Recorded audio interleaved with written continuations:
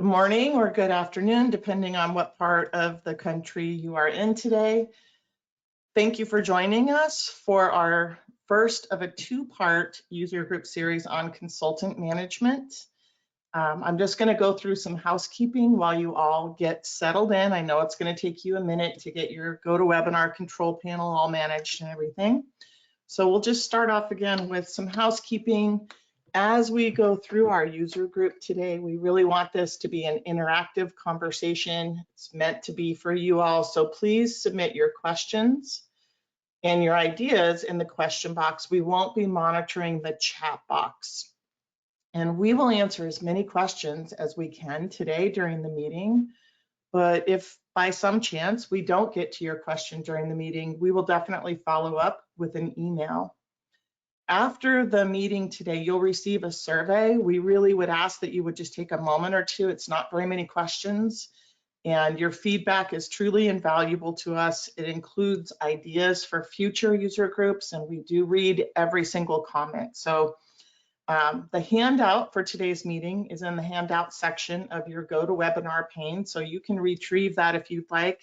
There's also a form that we've provided for your use if you would like to use it. And that can also be downloaded at this time if you'd like from the handout section of the GoToWebinar pane.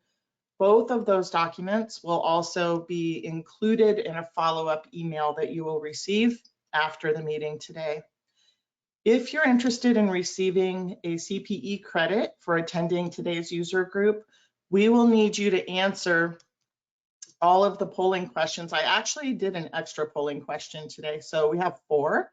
You'll need to complete them all, and you will have to complete the survey because the survey is where you'll check a box indicating that you would like that CPE credit. And I will remind you of those requirements as we launch our polling questions in just a few moments. For those of you who may be new to our user groups, just a little bit about Stanbaugh+Ness. Stanbaugh+Ness is I think, really unique and interesting professional services firm, started as a CPA firm over 100 years ago.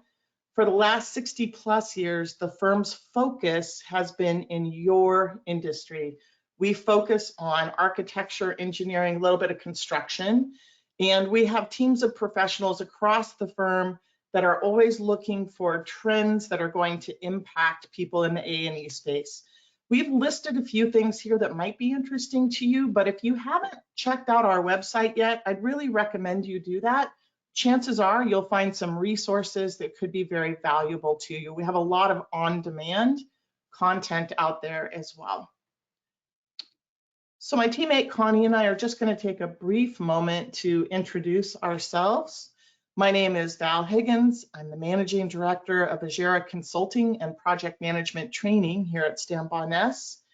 I've been working in the A&E space really my entire professional career. I grew up in the engineering world, and that's where I got introduced to Ajera, working for an MEP firm here in Scottsdale. That's where I live, is in Scottsdale, Arizona, and really became fascinated with the ERP system, the Ajera system, was very involved in user groups like all of you who are attending today. That's really how I kind of developed myself into what I would call a super user of the software. And it was at that firm where I really kind of developed a passion, if you will, for all things project management as well, and helping project managers get the most out of the software.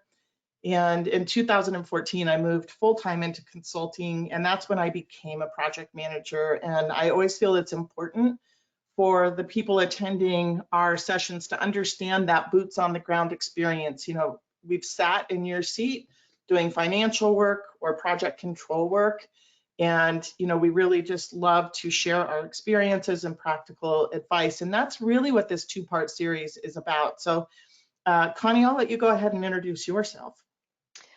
Thanks, Val. My name is Connie Hawkinson, and like Val, I have spent the majority of my career in the A&E space in an operational role. I work with PMs to get the most out of the tools through budgeting, resource management, project performance, financial forecasting, And I came from the architectural side of the world and have worked a lot with consultants, consultant management. So I really look forward to sharing our ideas, but also hearing from you because that's where we really gain so much knowledge. Thank you, Connie. And you guys can see I forgot to launch my Ajera, so I'm doing that while we're getting through this housekeeping. And I think we'll talk about that more. I think Connie and I are a really unique combination because most of my background is in the engineering world, where I was mostly a sub to architectures and we didn't use consultants very much. And Connie has the opposite experience. So together, I think we bring some really valuable experience that we're planning on sharing with you in this two-part series. So our agenda for today is talking about engaging consultants in a very professional and methodical way. And we're going to share some ideas with you. And, we actually are using these tools that we're going to share with you. I think that we'll be able to share some really nice user tips around that. And we're going to talk about, you are your consultant's client. And I think that's something that gets missed or forgotten about a bit in our industry. We're going to show you in the software and talk about why we recommend avoiding prepaying consultants. And I'll define that a little better when we get into that section of today's meeting as well. We also want to show the impact of prepaying consultants on the pay when paid. So if you are in a state or your fee agreements have a clause that say you will pay when you are paid, it's really hard if you're managing a lot of consultants to kind of keep track of that. Ajera is designed to help you, but the timing of things has to be just right. So we're going to show you some graphic representations of that in the software. And we're going to review how do we appropriately set up our commitments and our budgets, and when we don't set them up the correct way, what impact does that have on our project reporting? Because it does have a pretty serious impact on our project reporting that I think a lot of people aren't aware of, or maybe didn't receive really a lot of thorough training on as they kind of got into Ajera. And hopefully we'll have a few minutes at the end for QA time, but as we've said a couple of times, we'd really prefer if you just chatter at us throughout this meeting. So if you have a question, a comment, if you have a user tip to share, please put those in the questions box as we go. I think it's more beneficial to you all to ask those questions when they're fresh in your head instead of us saving them up for the end. So that is our agenda for this part one.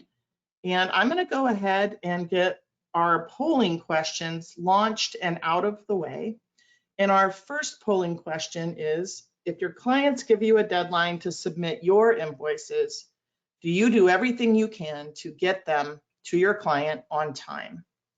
And just a quick reminder here, if you are going to request the CPE credit for today's meeting, we will need you to answer all of these polling questions. There's 4, and complete the survey that you will receive at the end of the meeting.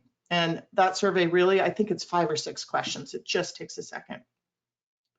So you all are coming in pretty quickly here. And I'm just going to give this a minute or seconds and let everyone have their opportunity to cast their poll vote. And it looks like we're pretty significantly slowing down. 87% of you have cast your poll vote. So I'm going to go ahead and close this and share it with all of you now. So 90% of you said yes, you do everything you can to get your invoices to your clients on time. 8% of you said that's not a concern for you. No, you don't try. And 2% don't know, which is fair. You may not be sitting in that finance role. But overwhelmingly, this is something we all try to do. And I think this is going to be an important lead into some of our conversation in just a few minutes. What this result is telling me is that you all feel it's really important to get your invoices to your client in time. And my guess is it's so that we can get paid sooner. Connie, anything to share on your observations on our results here? No, I mean, it's not surprising, right? If you're given a deadline, that's what you try to hit. Yeah, exactly, especially when it impacts money. All right, we're going to go ahead and launch our second polling question, which is how often do you engage consultants on your projects? You guys are coming in very quickly on this. Sometimes we see this driven by, kind of what discipline you're engaged in, what type of work you do.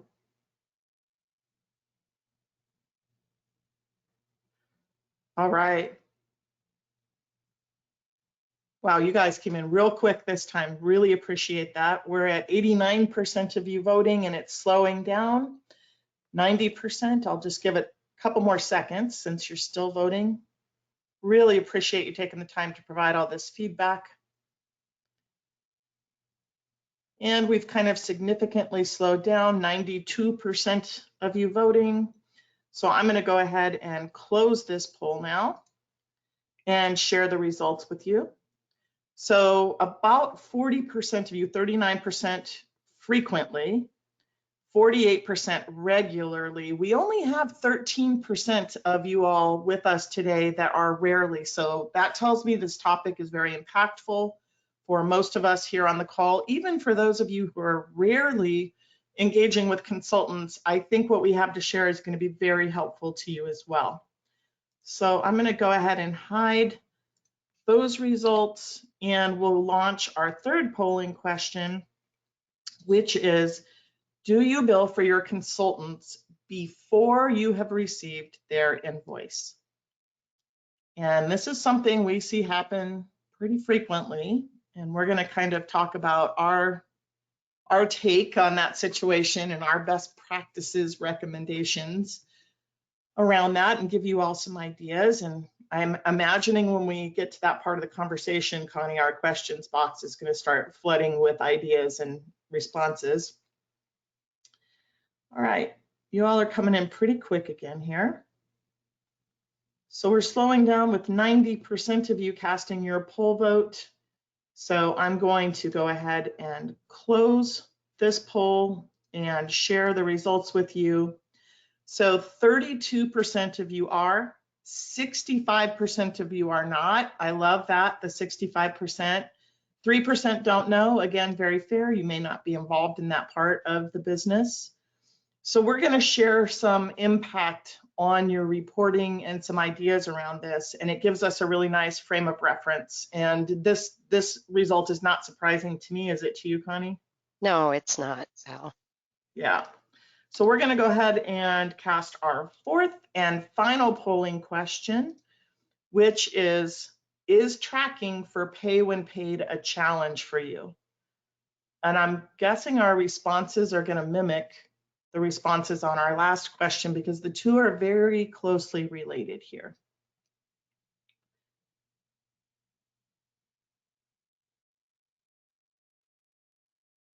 All right. So we're coming in quickly again. Really appreciate that. We like to get these out of the way at the start of the meeting so we don't have to interrupt the flow in the rest of the meeting. And I think we've stopped here with 92% of you casting your poll vote. So I'm going to go ahead and close and share. So 47% of you said yes, 46% no, and 7% don't know. So I would have really expected that to kind of really closely mirror our last question because prepaying consultants is what can really make it challenging to track the pay when paid in Ajera, the way that it's currently configured. So 47% of you said the yes, 46% no. And I think, again, this is going to be a really relevant conversation here. And Chris is already busy at conversating about this. So I'm going to save some of your responses here, Chris, until we kind of get into that conversation. But I appreciate you getting these out here. So why is it that we thought consultant management is worthy of a two-part series? And if you look through our pre-recorded user groups from the past, you will see that this is not the first time we've talked about this topic, but it's been bubbling up in our day-to-day work quite a bit recently. And that's why we thought, well, let's go back at this. Let's go and talk again in the community, because we actually learn a lot from you all too. So I'm looking forward to seeing what we learned today. But we know that managing consultants can be time consuming and frustrating. So something else I want to share with you all is, we provide outsourced accounting services too.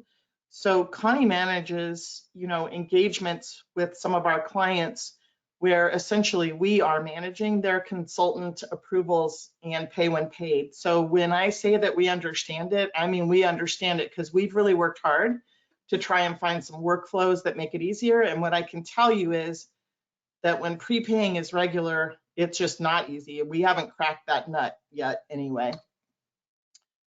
Lagging consultant invoices can wreak havoc on your AP workflows, trying to kind of go back and do forensic accounting and figure out if you've actually billed for that invoice or not, because the pay when paid won't work.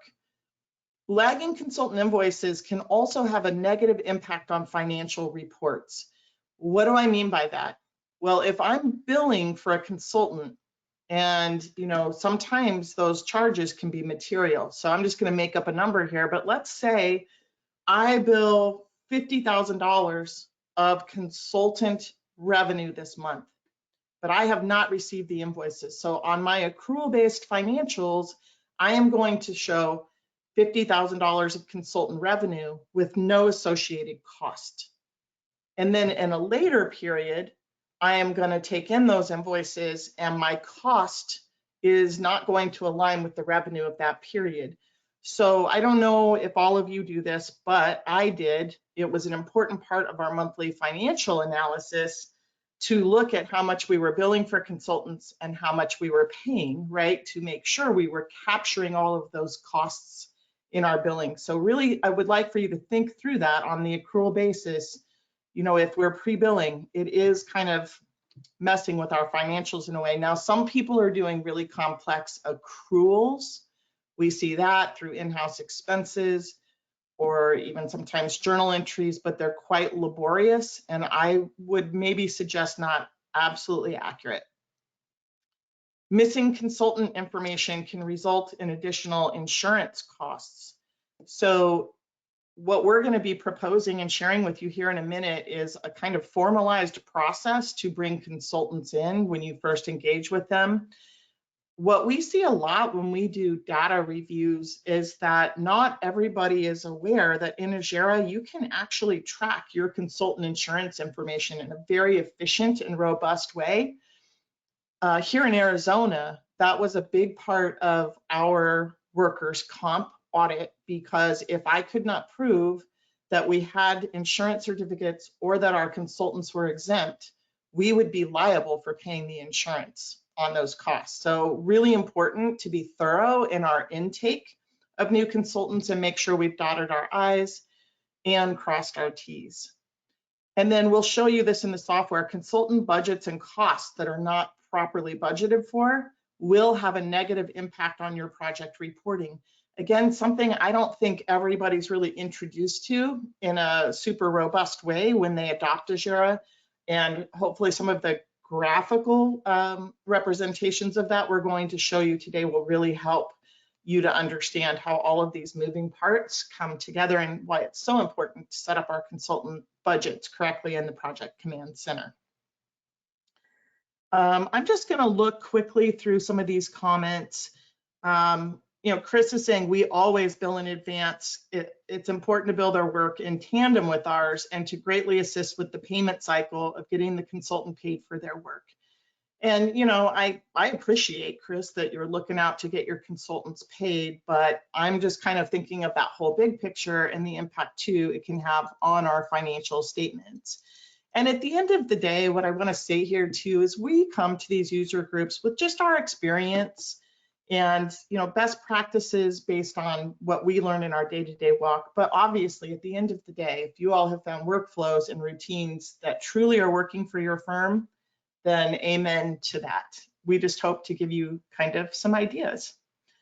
And Chris is doing exactly what I just said too. He's developed widgets that help him with his accrued consultant expenses. So he is bypassing that mismatch of revenue and cost by doing reversing accrual entries. Karen has said most of our consultant fees are included in our contract cost. A majority of our projects are % complete.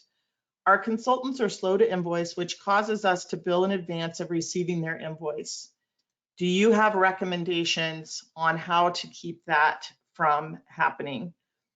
You know, we do have some recommendations around that, Karen, and I don't want to sound too black and white, but on our next slide, we're really going to talk about that a little bit more and suggest some ideas to you on how we could keep that from happening. Connie, you can see my screen, right? I can. Okay, so Yeah. Tim was saying he couldn't. Oh, and then he said, never mind. All right. So Steve also is doing what Chris is doing. He's creating journal entries or some kind of entry to accrue the expense if he's billing in advance.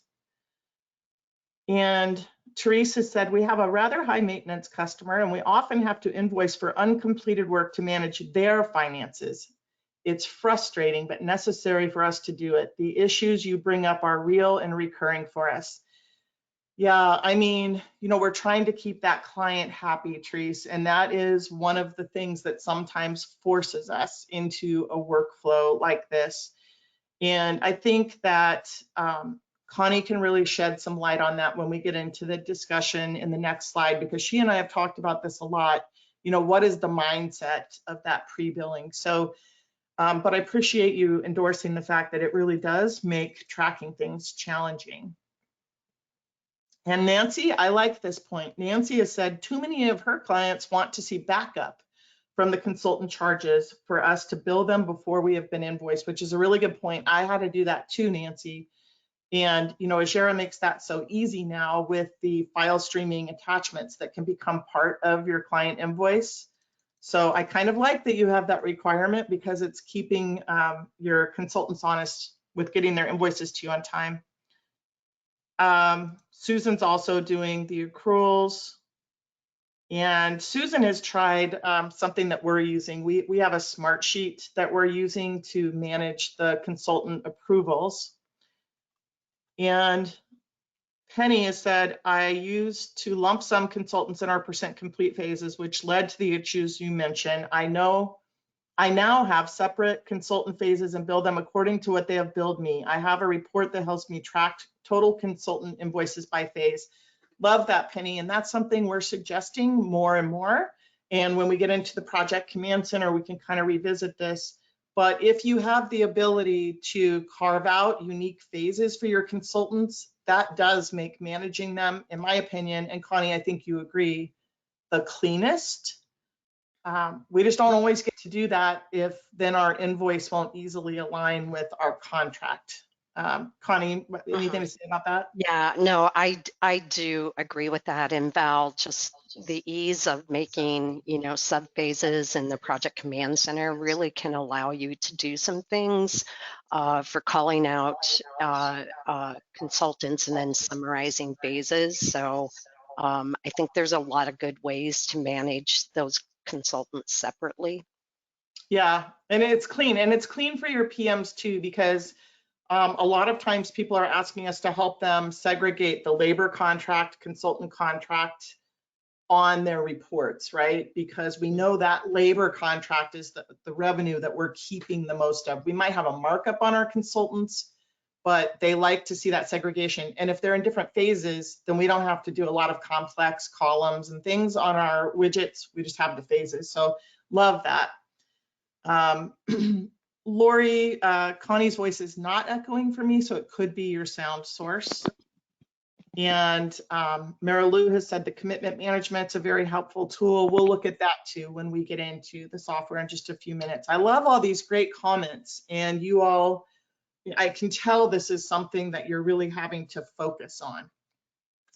So one of the handouts that you have in the GoToWebinar pane right now, and that you will receive in an email after this meeting, is what we call a consultant engagement form. You could call it an enrollment form. You know, there's a lot of names you could come up with. That's just our name. And we've given you a Word document, so if you like what we're proposing, it's a good start on creating your own form.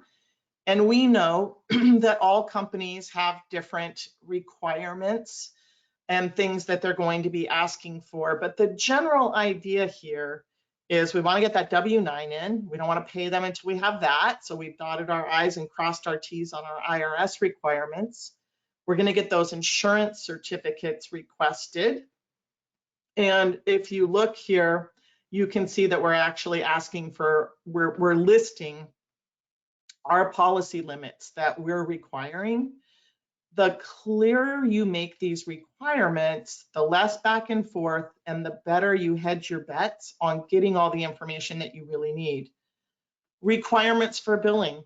I'd like to see my project number on invoices. Most of the time, we also required, we wanted to see our project number and the phase, because if we were using a consultant throughout the life of the project, I wanted to know what phase or phases they were billing because we budgeted by the phases. And then include your payment terms, pay when paid. Here in Arizona, 10 days from the time you receive payment to pay. Include that. We want everything to be, upfront between us, because this is a business relationship that we want to be successful, right? The more we communicate, the better. And I thought I would just quickly show you actually the Word form that we've provided. You can add your logo to the form that we've provided. And this is a little bit different than the picture in the PowerPoint, because we actually use this when we're managing consultants for clients. And we've refined it based on, Connie's input on what she thinks would make this better. So Connie, I just want to pause here and let you provide some input and some of your experiences with using this form.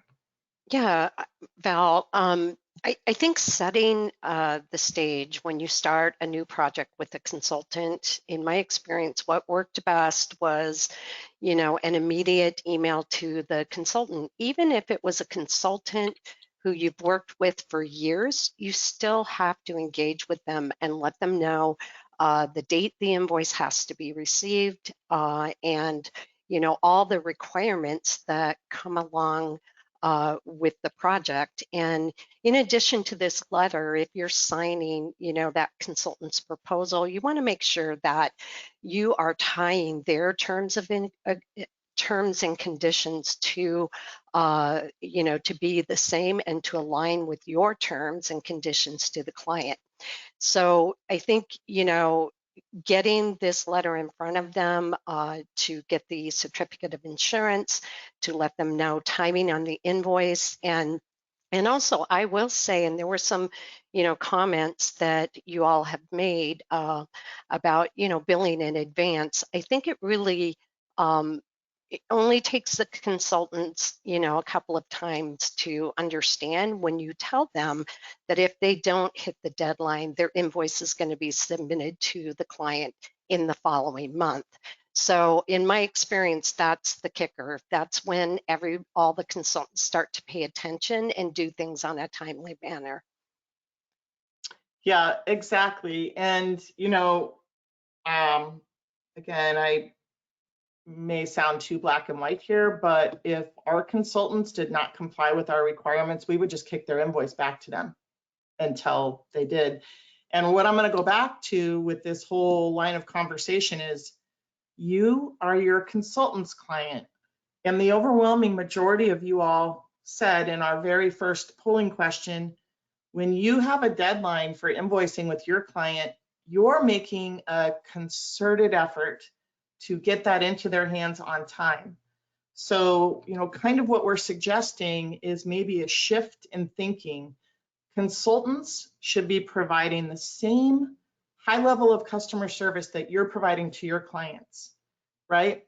And you're trying to build your client relationships so that they're long-term, and so that you get repeat work, and so that your clients sing your praises from the mountaintop and you get referrals and more clients. And what we're suggesting is that, again, you are your consultant's client.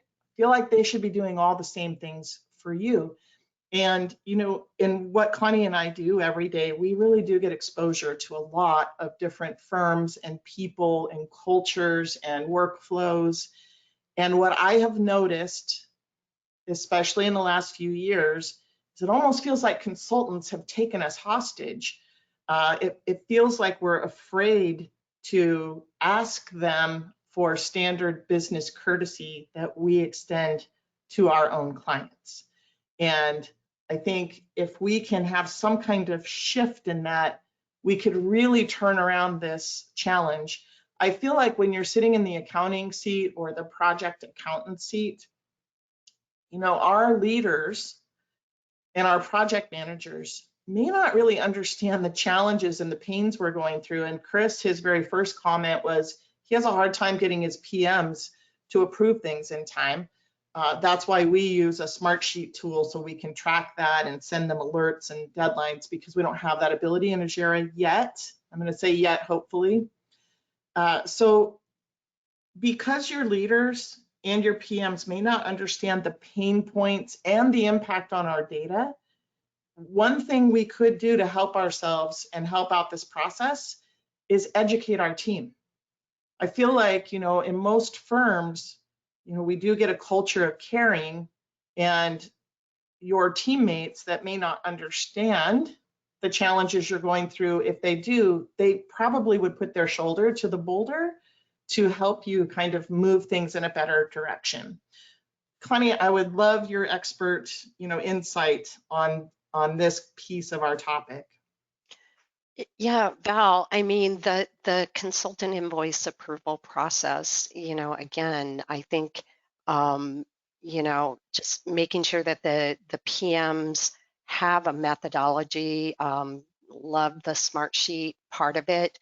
And then, that whole idea of, sometimes we have these long-term relationships with our consultants. And, I think that, again, like you said, Val, we don't want our consultants to hold us hostage to anything. We're a team. We're working together to complete the same project for the client. And I think, again, just setting those standards early on as each new project starts, I think will get you off to a really good path. Yeah, I mean, communication, right?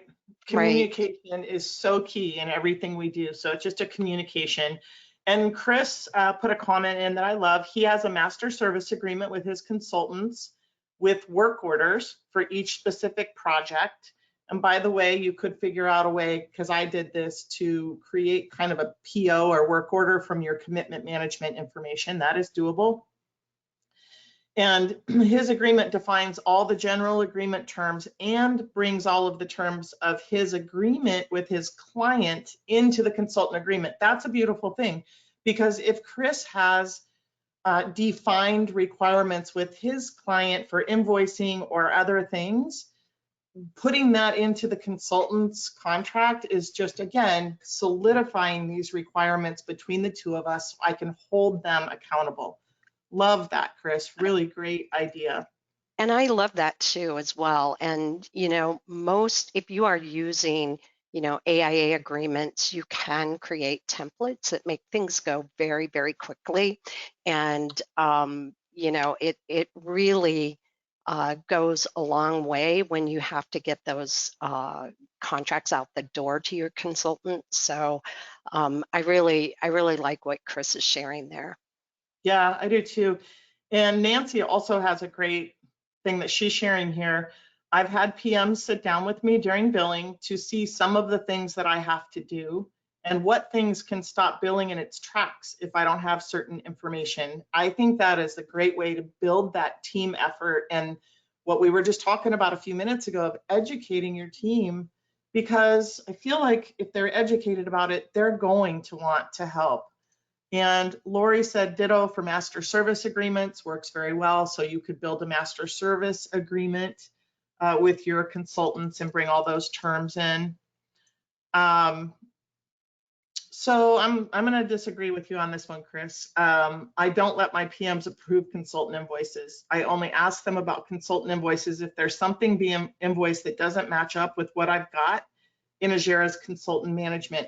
And I see where you're going with that, but based on my real life experience, and Connie, again, I want you to weigh in here, we would have consultants bill us 100% of a phase, but they had not submitted what they needed to us. So they were getting their invoice in, but we didn't actually have the work. So we would push back on that. We're not paying you until you complete the services. I didn't know that. I had to go to my PMs and ask them that. So we did have an approval process, and all of the clients that we work with in that capacity do too. Connie, what do you have to say? I agree, Val. I think PMs have to approve the consultant invoice in terms of overall percent complete. I think it's one of those things where if you don't have PM engagement, you can your consultants can overbill you and you don't even know it. Or, also I think it's really important for the PMs to really understand that whole workflow of what we're trying to achieve here. And I really think that, the more we get PMs involved in understanding that process, the better off we are. And I would just also say that, when you create a process of consultant invoice approval, I know we use, with a few of our clients, we use a smart sheet, and I've put that idea out to several clients who are now using it. It just, it keeps in perspective where you're at with that approval process. You can write notes back and forth. I just feel like it really opens the door to communication in terms of where that consultant is from a percent complete standpoint. Thank you, Connie. So Chris, this is good, Chris. Go vote in the ideas portal for Ajera to have a consultant approval process. I have. If you all have it, please do. Yeah, and I do bring this up with Ellen and John every time I see them. For those of you who don't know, Ellen Keeley and John Dighton, they are our engineering and R&D team for Ajera improvements and developments. And if you all are not aware now, there is an ideas portal, and I'll try to show it when I get into the software, where you can put your ideas for improvements out there and then see other people's ideas, and you can vote. And this is a popularity contest.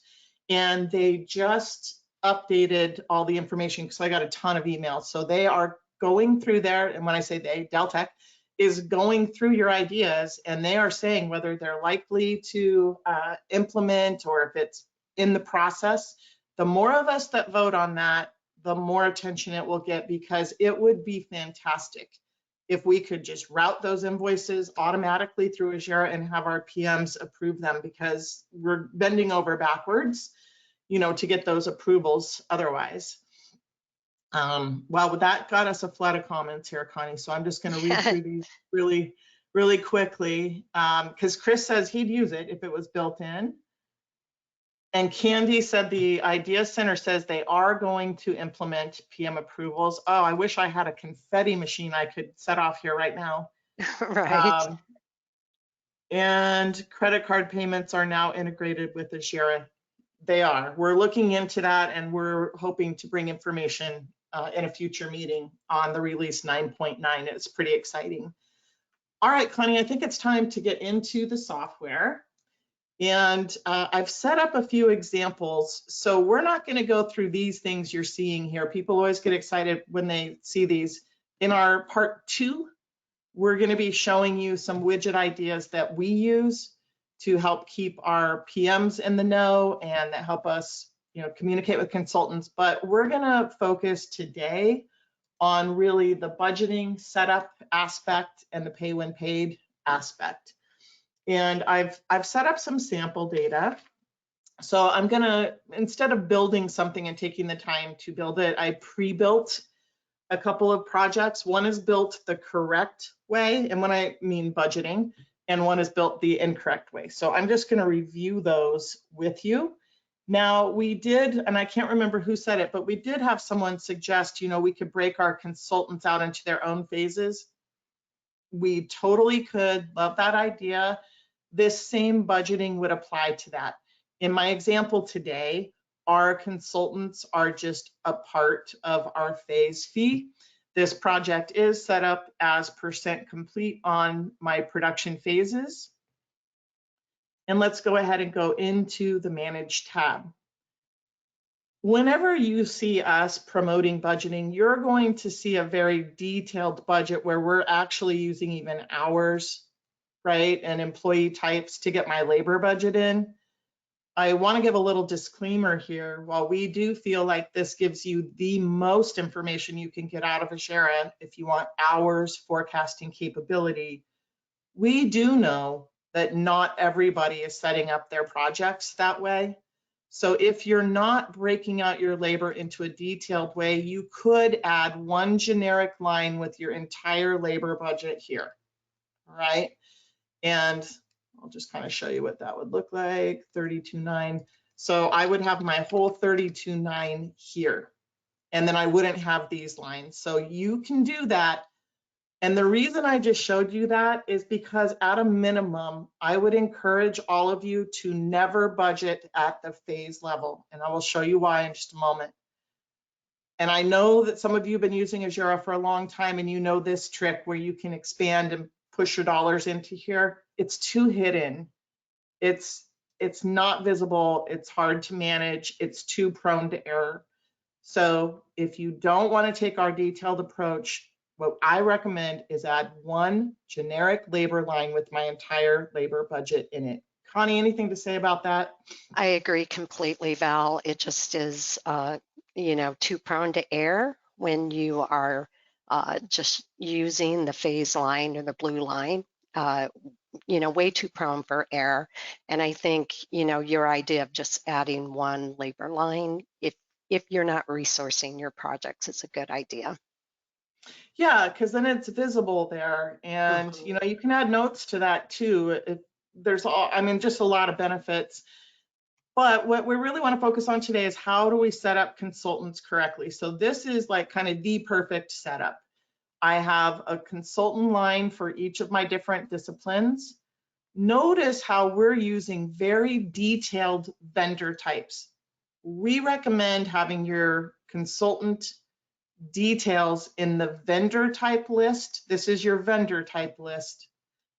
And the reason we would rather see the detail here instead of your consultant expense activity is because this vendor type is what shows up here in the Manage tab. What we see a lot is people just have a generic consultant vendor type. Well, in this example where I have two different disciplines, if this just said consultant, and I hadn't yet added my vendors, it becomes confusing. So what we have found over time is the more that your Manage tab reads like a book, the better for everybody, right? And so that's what we recommend here. And then, I have resourced these with the vendors we're using. So BVA is our MEP or mechanical consultant, and Elements is our electrical consultant. We take things a step further. You can kind of see we're detail junkies, but I'll show you the practical reason behind this when we look at the commitment management report here in a moment. We assign a reference or commitment number to trigger the kind of most detailed vendor budget verification tools. And you can see we've taken a super simple approach here. I'm just using a combination of an acronym or abbreviation for the phase name, and then MEP for mechanical, and electrical for electrical.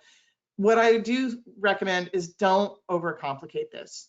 We see people using a combination of the project number and all kinds of things.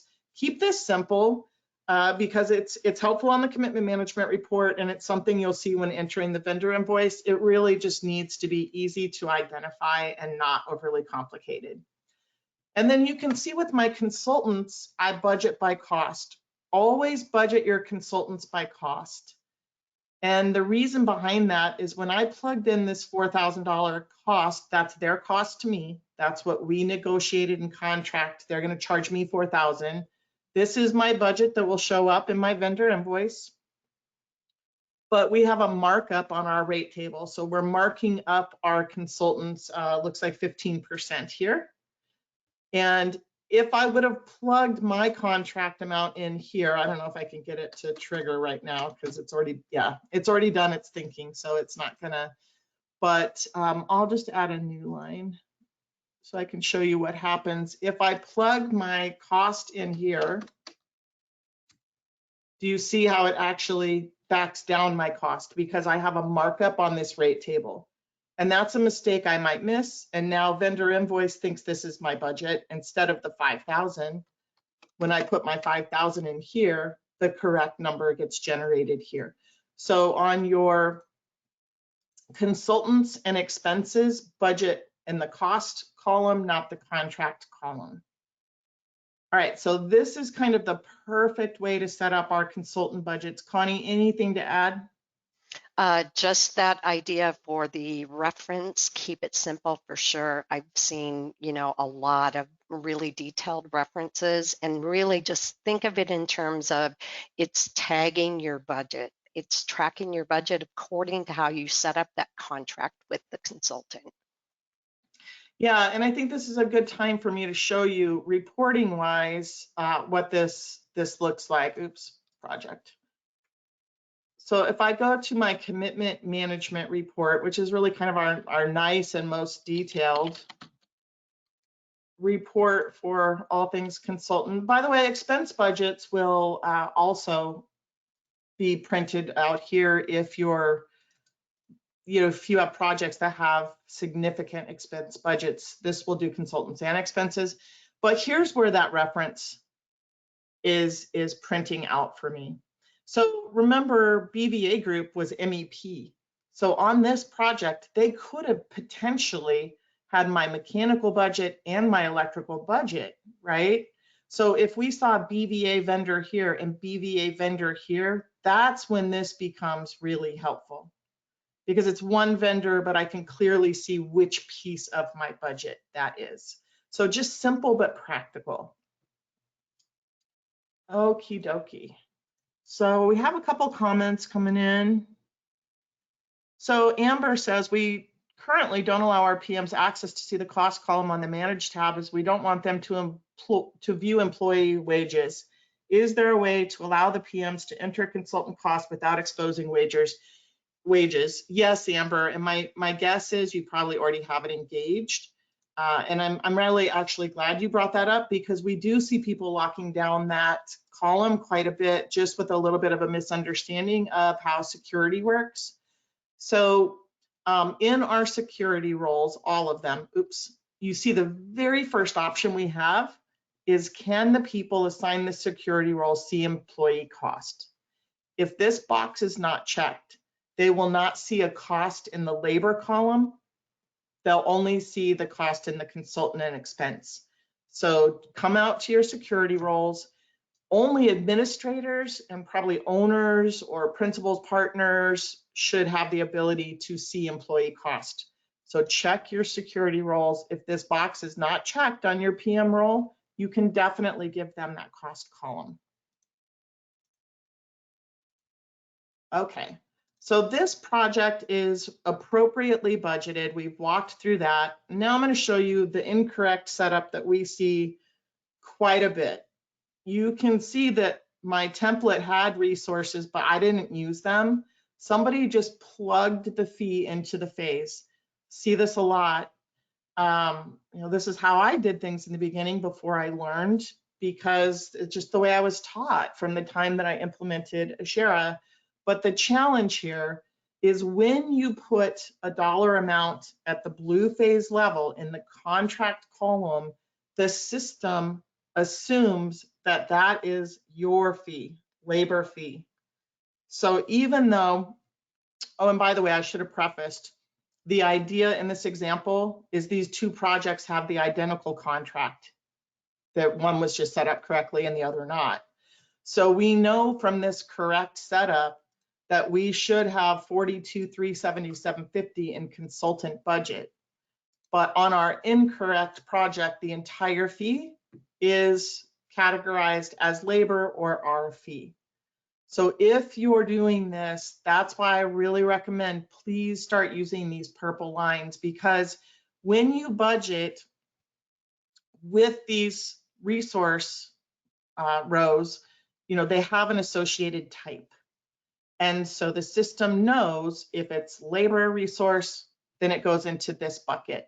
If it's consultant resource, it goes into the consultant bucket. All of this also applies to expense, by the way. Connie, anything you want to share? No, Val, I think you nailed it. I think, you know, budgeting at the purple level, definitely the way to go. Otherwise, it's just too ripe for error. Exactly. And it makes it so visible, and we can report on it in so many ways. So this setup also bypasses our ability to do the pay when paid and all of those other things. Mm-hmm. So I want to show you graphically now how this impacts our project information. So I'm going to go to just a project. Actually, I think I want to use this. I do want to use this. I have so many widgets, friends. All right.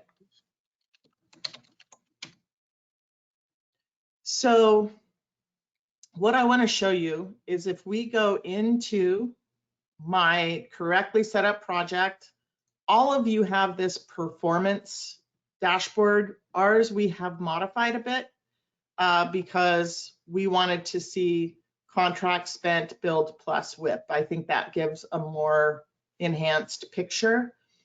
But you do already have this performance dashboard. What I like about this is it quickly gives myself and my PMs, my staff, a division of contract, a breakdown of my contract by activity type. So here we can see, you know, we set up our project correctly. So 108.1 is our labor contract, 42,377.50 is our consultant contract. And then as we enter information, costs and billings against this, you can see how this is then populating. So we have billed 58,650 of our labor contract. We've billed 17,825 of our consultant contract. We've got some WIP out there. All of this information is accurate because I'm using the tools the way that they are designed. I'm setting up my budget correctly and I'm entering my data correctly. Let's look at that same project when it's not set up correctly. The system thinks 100% of our contract is labor. And when I'm billing, it thinks that everything I've billed on this project is labor. And yet I've got spent consultant. So now I have thrown my project dollars out of balance. This will have an impact on my project reporting, okay? And what does Val mean by that? What I mean is, and this impacts my labor multiplier the most. So you can see here, my labor multipliers are different. Now I have billed more on this project. You can see that I have billed more on this project than I have on this. I'm going to go ahead and quickly create another client invoice for that incorrect setup so we can have an apples to apples representation here. And then you can see how this translates into our billing, also our billing view. So when we look at this project, everything here is labor. When we look at our correct setup, do you see how I have control?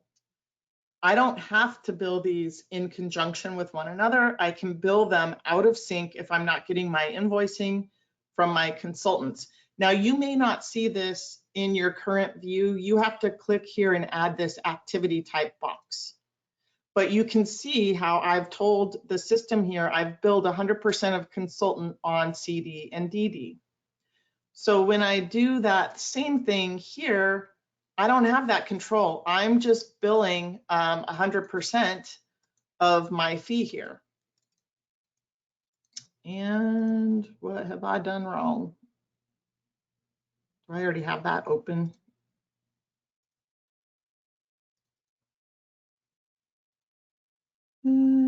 Oh, it's always user error, friends. Anybody guess? Somebody probably guessed what's wrong here.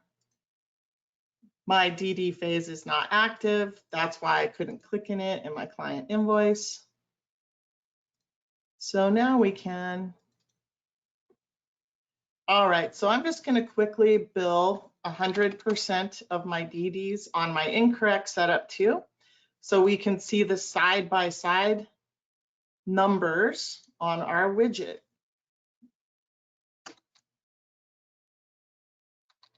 Oops, I'm going to make this. And we'll just print this to a PDF really quick.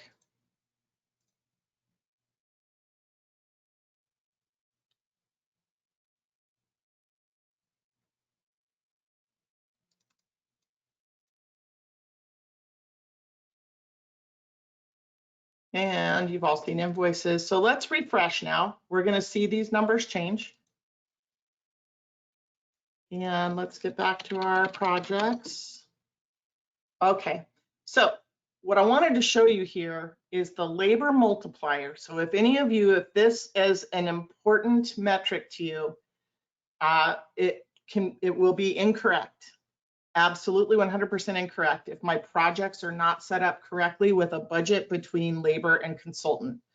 The reason that the labor multiplier appears to be better on my incorrect setup project is because the calculation for that labor multiplier is looking, it's taking my billed labor divided by my cost labor, and I'm not showing cost here, but this cost for consultant is not associated with the billed amount. So in other words, my billed labor is falsely high with the cost. This 9430 cost is not reflected in my calculation. So I end up with an incorrect labor multiplier. Whenever we're working with somebody who wants to report off the labor multiplier, the first thing we do is run an analysis on their projects, and we're looking for projects that have consultant cost and no consultant billed. So that would be something for you to check your data. Just create a quick widget. You're looking for consultant cost versus consultant billed. If I have cost and no billed, it's a really good indicator that my fee-based project was not set up correctly. So we really wanted to bring this to your attention. That incorrect setup can impact your reports. So we didn't get through all of the examples that I want to show you today, but we anticipated that. That's why we have a part 2 coming up next month. So I hope all of you will join us for that one. Connie, before I take us home, is there anything you want to add on what we just went through?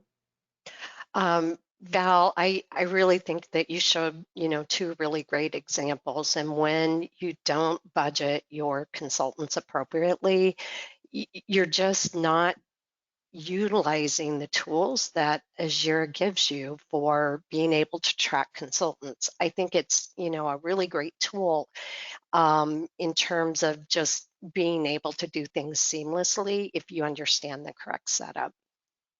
Yeah, and it is simple, but if you don't know, you don't know.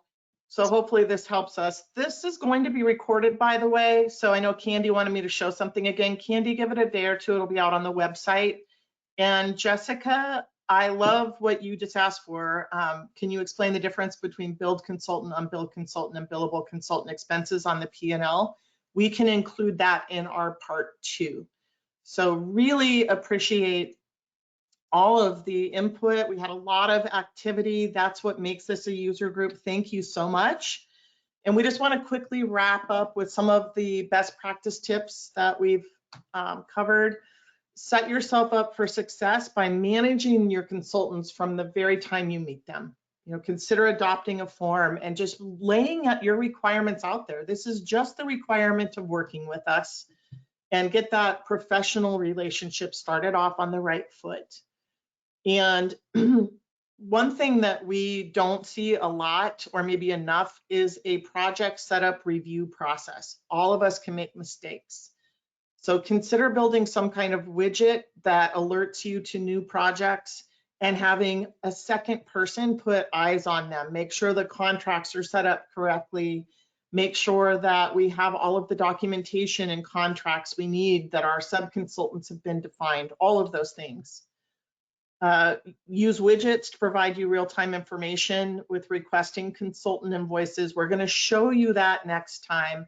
Don't pre-bill your consultant invoices if you can help it. I know we had somebody say that they had a top client, they had to, but that's the exception, right? Let's make our rule that we don't pre-bill. And empower your team like Nancy has. Sit with them and train them on the tools that will help them also manage their consultants and help them to understand how important this is in all of our workflows and reporting. So as I've said a couple of times, next month we're going to have a part 2 here and cover some more information. If you're not aware, we teach classes. We actually have a consultant management class where we do give away a lot of the widgets and dashboards we're going to show. So if you want more in-depth training, take the class. And I do want to just use a little qualifier here too. These are not classes on a monthly basis. This is a user group, so it's a different thing altogether. If you haven't already registered for ProjectCon, that's Deltek's annual conference, we'll be there. We'd love to see you there. It's a great event, lots of opportunities to learn and to meet your Deltek team. That was invaluable to me when I sat in your chair, getting that relationship with my Deltek team. Please take a moment to fill out that survey. We need your ideas. You can promote topics you'd like us to cover in future meetings if you complete that survey. If you haven't joined our LinkedIn page, maybe consider that. There's a link here. If you have some great success story, something interesting you've done with your Ajera that's helped you be more successful using the tool, we would love to have you co-present in a future month. So please reach out to me, just email me and we can have a conversation about that. So I did run a few minutes over. I apologize for that. Again, thank you for taking this hour out of your day and spending it with Connie and I. I've been gone for a couple months. I've missed this. So we look forward to seeing you next month. Have a great rest of your week. Thank you so much.